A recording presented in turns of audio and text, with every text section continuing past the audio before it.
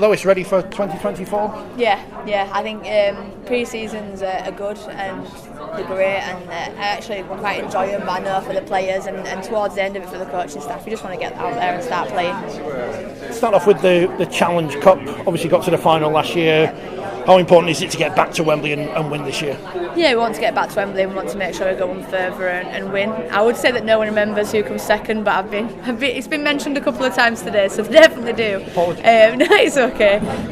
But yeah, we've got that fire in his belly, because going to a stadium and a stage like Headingley and an event like Headingley, occasion like Headingley, and to come out, losing was tough, and I think that'll give the girls that fire in their belly to make sure that we don't let that happen again. How's the squad looking in terms of injuries going into the season?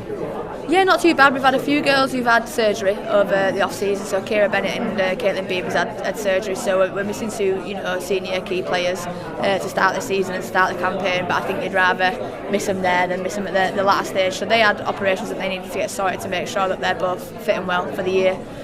So we're looking forward to getting them back, hopefully. Kira will be Aprilish and Caitlin Beavers will be June. So yeah. Shauna Hoyle and Grace Fields.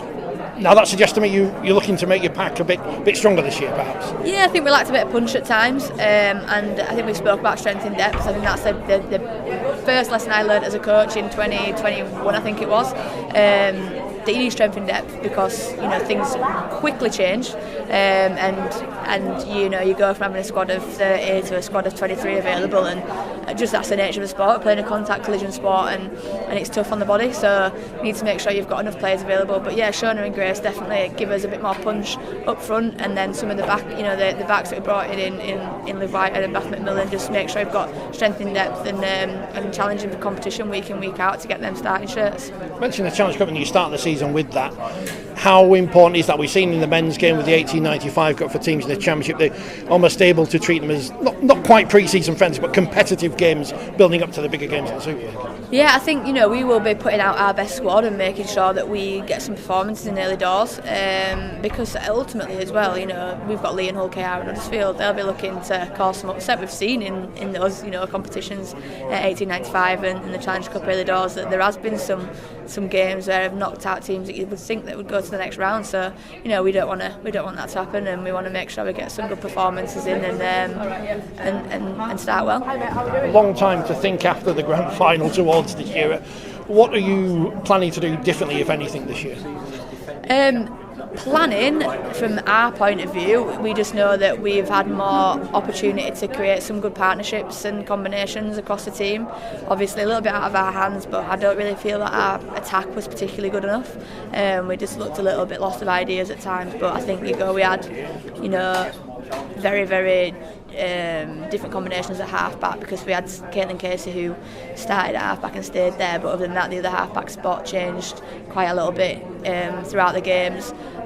We got to a big final and your England nines ruled out through a ban, so hopefully we can just get some better combinations and the attack looks a little bit more fluent and exciting, and defensively we just need to be a little bit more dominant. I think we just let far too much go last year in terms of not being dominant enough, so that's the challenge for the girls this year. Obviously you started last year with a squad, and then after a couple of weeks there's players going off to the NRLW. I guess you haven't had that problem this year. Is that a nice problem to have, or would you like to see more players playing out there? I've got PTSD. I hope no one's going to tell me they're going, but no, it was this time last year that all sort of happened. But we'd be fully supportive of some girls getting that opportunity. I think that moving forward, I'm pretty sure that'll be done a lot differently. I think that the reason it caused so much upheaval last year is because they had all the agreement stuff going on in the NRLW and NRL, so I don't think that was any normal year. I think that everything was late because everything was just late over there within the whole competition, not just the women's, so it did create a lot of upheaval and made us face a little bit of adversity early doors and throughout the year, but we're so proud to see Georgia Roach win that grand final over there, and Fran Goldthorpe signing again with the Cowboys. It's just great to see their two Leeds girls, played at Drigg, played at Guiseley. Again, what another amazing thing for young girls playing the game to see. This whole, everyone keeps saying if you can't see it, you can't beat. You're obviously a female coach. How important is it that there are females on the bench in the Women's Super League, and who's to say in the future that why can't a woman coach in the men's competition?